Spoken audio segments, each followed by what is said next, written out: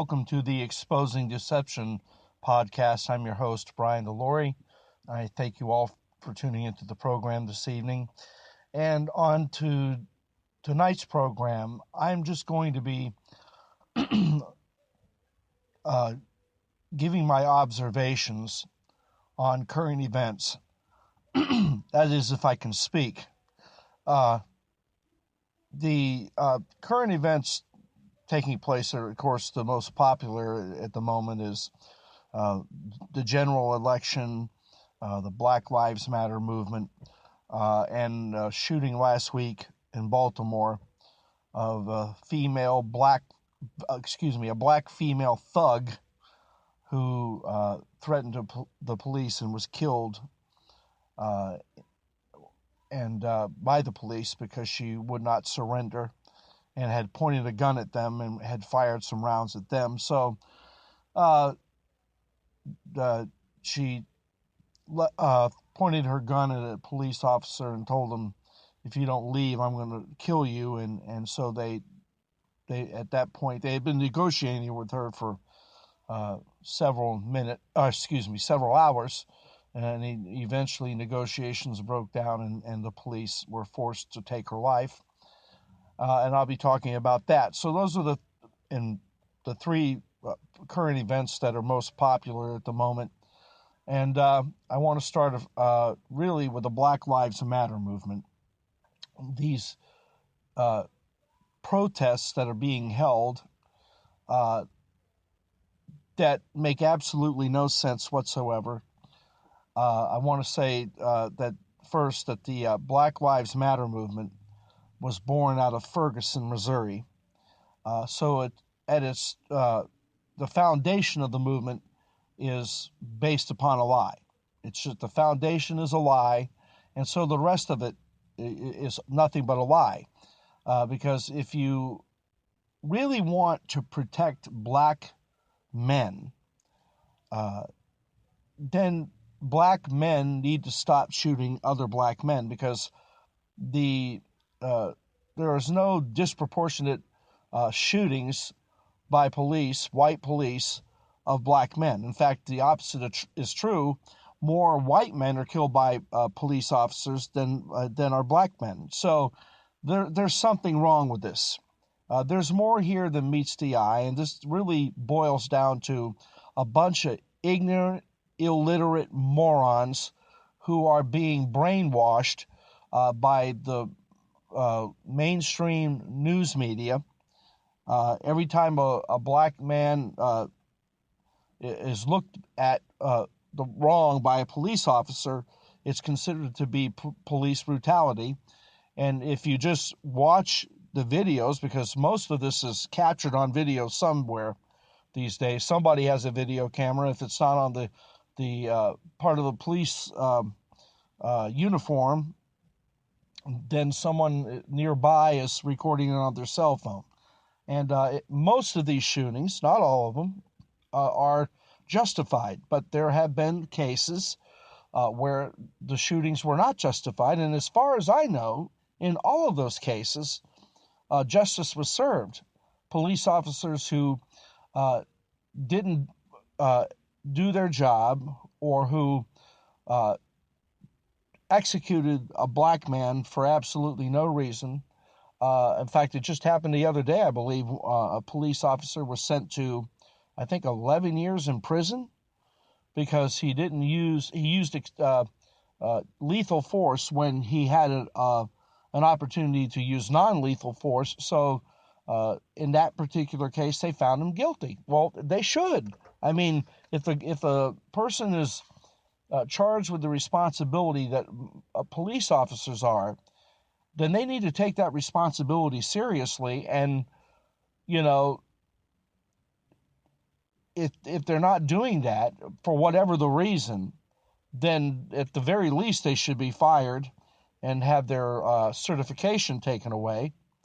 But if they've been found guilty of actually executing a man or a woman, black or any other color, for no reason, then they need to be called on the carpet for that, and that needs to be dealt with. But in most cases, the shootings are justified.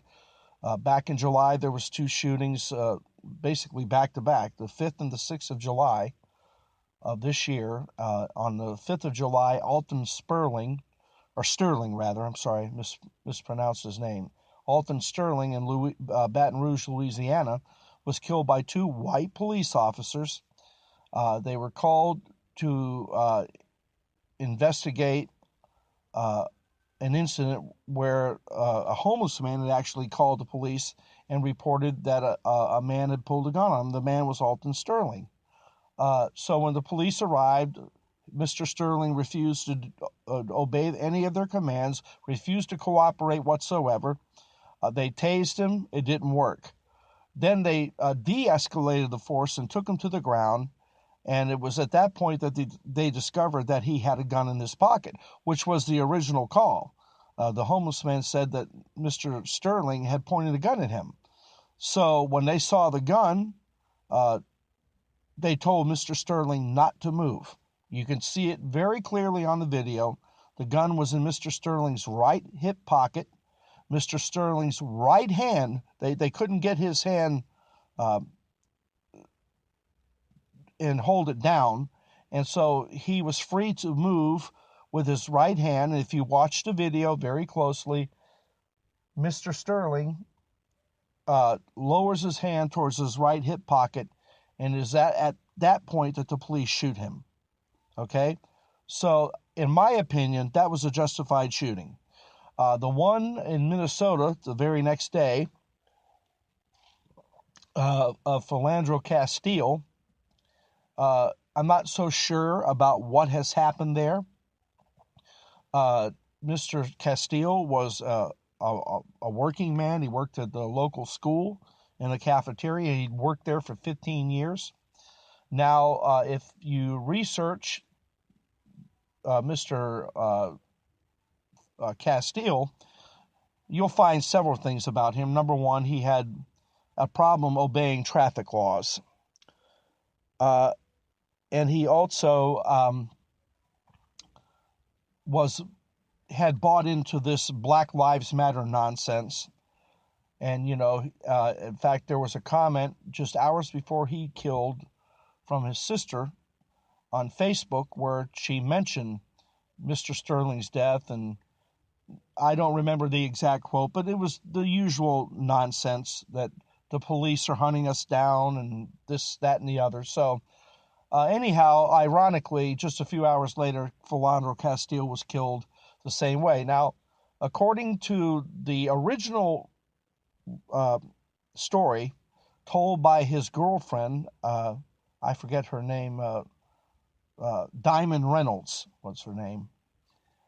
She said that Philando had told the officer that he had a gun, that he was licensed to carry a gun, and that when he went to reach for his identification, the cop just shot him. And she said many other things in that story that were not true. And then, a couple of days later, she changed her story and said that Philando had not told the police officer he had a gun. The police officer had told him to keep his hands where they were. Instead, for whatever reason, Mr. Castile was reaching for his wallet. I guess at that point, the police officer somehow saw a gun, probably presumed that Mr. Castile was going for his gun and shot him. That's what I assume happened. I'm waiting to hear the full story whenever it's released to the public. So that's a terrible situation. And this man was a good person, it was just really an unfortunate circumstance. I can't imagine why the man would not listen to the officer's commands and keep his hands where they were. So, I mean, this is the kind of stuff that causes a lot of problems. And so immediately the Black Lives Matter organization went to work protesting throughout the United States. Just a few days later, there were five police officers shot in Dallas by someone connected to the movement. I'm convinced that somebody in the upper echelons of the movement, in the hierarchy of the movement, was responsible for that happening. And so we all know what happened there. And then there were some more shootings of police officers in Baton Rouge a few days after that. So it's been a very bad year for law enforcement, unfortunately, and we need to pray for our police officers who are out trying to protect us.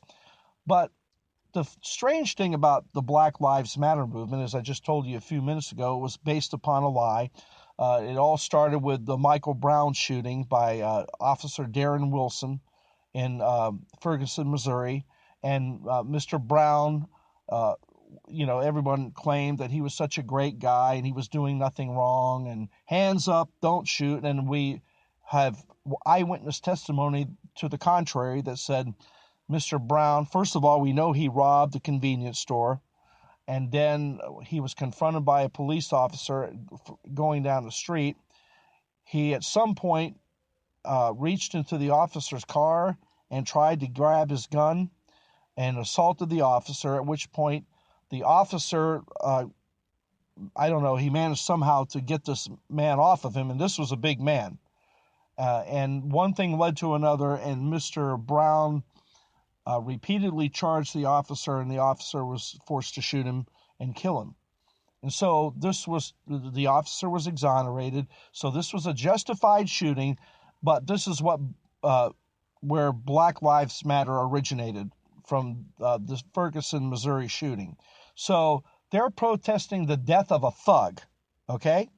But where are they when I don't want to get ahead of myself. So anyway, so they're protesting the death of a thug who had attempted to kill a police officer, basically, and instead was himself killed by the police officer as a direct result of his actions. The police officer wasn't riding down the road looking for a black man to shoot. It was very clear that he shot the man because he feared for his life. And again, the funny thing is that the Black Lives Matter movement is only concerned about black lives when they're taken by a police officer. There has been so many shootings in the city of Chicago this year. I think it's I don't even really know how many. I think 500, something like that. And not one protest by Black Lives Matter. It's strange to me that black lives only matter when it's a white officer on a black man, and it's just absolutely ludicrous.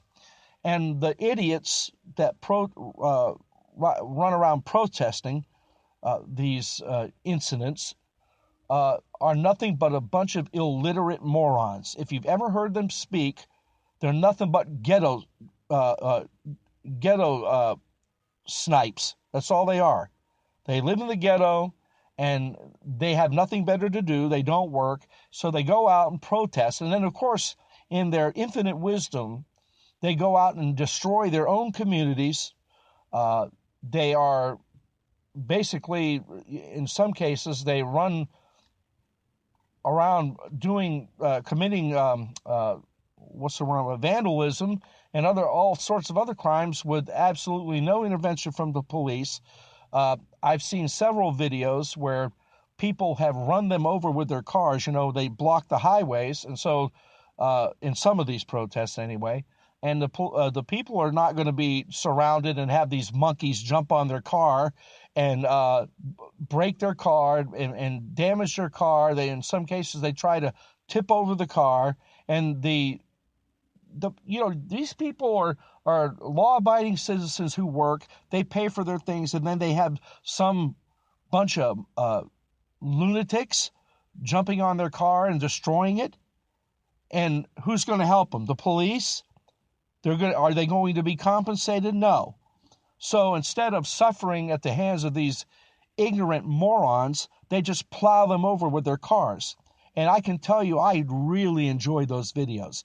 Because if anybody deserves to be plowed over by a car, run over by a car, it's someone who's trying to damage that car or hurt the person in the car for absolutely no reason.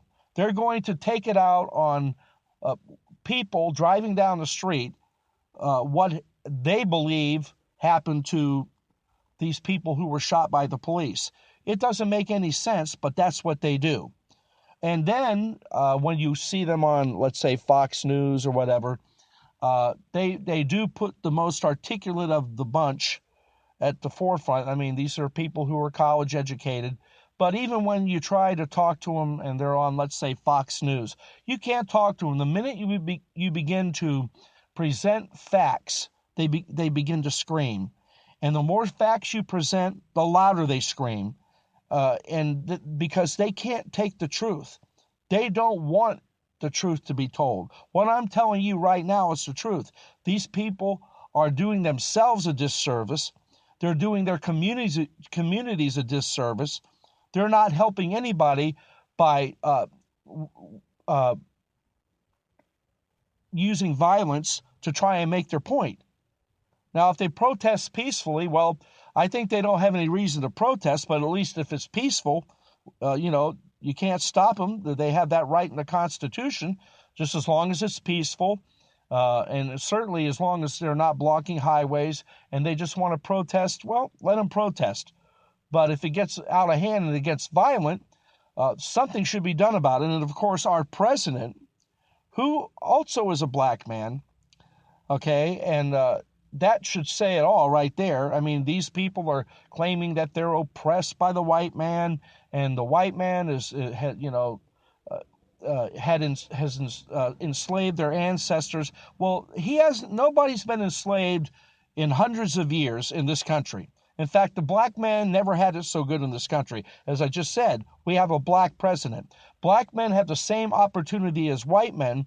The only problem is that statistically, black men are responsible for committing a disproportionate number of violent crimes against one another and against other citizens, white citizens and other ethnicities. But it's the black man who is mostly responsible for the violent crime that's being committed in this country. So this thing is just, and I believe that it's actually been orchestrated by George Soros. I'm not going to get into all that, but I believe this is just another tactic of George Soros to divide our country and try to destroy our country, and this just creates nothing but problems. So there's nothing to the Black Lives Matter movement. They're not helping anyone. Nobody's being, for the most part, no one's being hunted down and executed by white police officers. So get over it. Just stop acting like this. And if you want to do something productive, start working on your own communities. Start doing what you need to do to make your community better, and try and deal with these situations. Again, there's statistically, there's a tremendous amount of black on black crime, which again never gets reported in the newspapers or in the media. And this is where they need to start focusing their attention. And they need to do what it takes to get an education. They need to do what it takes to get a job instead of living off of welfare provided by the idiot in chief. And they just need to do what they need to do. Now, if Donald Trump gets elected, I suspect that a lot of this crap is going to die off, and it's not going to continue because he's not going to allow it. So this is something that they need to do. And that's all I have to say about the Black Lives Matter movement. But then I have the general election with Donald Trump and Hillary Clinton. We know that a lot has happened in the last couple of weeks with the emails that were discovered that were sent by some of them were sent by the DNC chairman, Debbie Wasserman Schultz. And that you would think that would have taken Hillary's campaign down, but it didn't. And then this past week, when the Muslim Mr. Khan, who is I call referred to as Mr. Con Artist, when he attacked Donald Trump at the DNC convention, of course, Trump fought back, and they made a big deal out of it because the news media, because Mr. Trump dared to speak out against Mr. Con. Here's my opinion about Mr. Con Artist. Number one, your family is referred to as a Gold Star family. I disagree. I think you have a Gold Star son, and he's earned that title because he gave his life for this country. He died to protect this country. And you, on the other hand, are a member of the Muslim Brotherhood, and you have infiltrated the United States, and you're attempting to have Sharia law implemented into our justice system. And so, in my opinion, you're nothing more than the typical Islamic thug with a law degree. That's what you are. And you're a liar, and you're a hypocrite, and you are nothing, sir. Your son was obviously a good man. He did what it took to protect this country. He died protecting the very country that you're now condemning. So I find that very ironic. So I feel sorry for Mr. Khan's son. I don't feel sorry for Mr. Khan or his wife. They're both diehard Muslims, and they support. If they're from the if they're from the Muslim Brotherhood, then that means they support all the terrorist attacks going on in the world. If they are in favor of Sharia law, then that means they are diehard Islamic fundamentalists, and they hate America. Now, he may pretend to love America, but he doesn't love America. Mr. Khan, I'm speaking of. He's a liar, and he's a disgrace. And I hope if Donald Trump gets elected, he kicks him out of this country.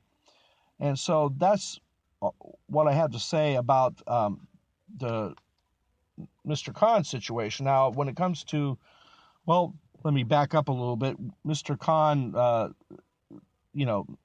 sorry, Donald Trump and Mr. Khan fought it out for a while. Then, many of Trump's surrogates began to tell him that, you need to focus on Hillary, you need to focus on the election. And so he's now doing that. But he's down. I heard I saw a poll, I think it was Reuters today, where he's just 3 points behind Hillary Clinton, and he is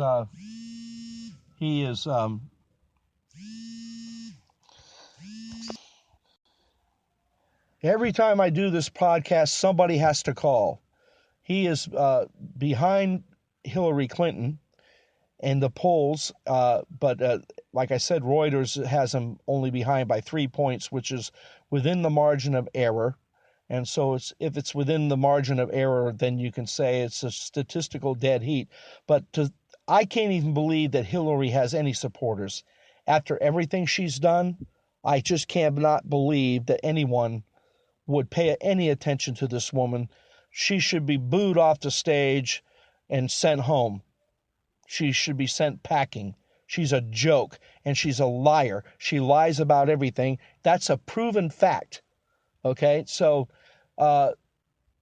if you want more of the same, just vote for Hillary in November. If you want true change that's going to have a positive impact on your life, vote for Donald Trump. Now, that's my observations on the Trump situation. Now, going to Baltimore and the shooting last week of Corinne Gaines, 23. She had been she had outstanding traffic tickets, or she didn't pay her tickets or something. And so the police, they put a warrant out for her arrest, and they went to her home, and they were attempting to serve that warrant and she refused to comply. Let's just put it that way. And I just told you the story. She basically held the police at it would turn into a standoff. The police were trying to negotiate with her, and so the long and short of it is that they wound up having to kill her because she pointed a gun at them and threatened to kill them. So they really had no choice. And unfortunately, her son was struck in the arm during the incident, and I think he's currently in Johns Hopkins Hospital there in Baltimore, being treated for his injuries.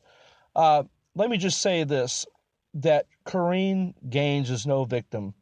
Like Alton Sterling, and many other of these hoods that get shot by the police, she brought this on herself. She could have gone willingly with the police and complied with them, but she didn't want to. She wanted to make a statement.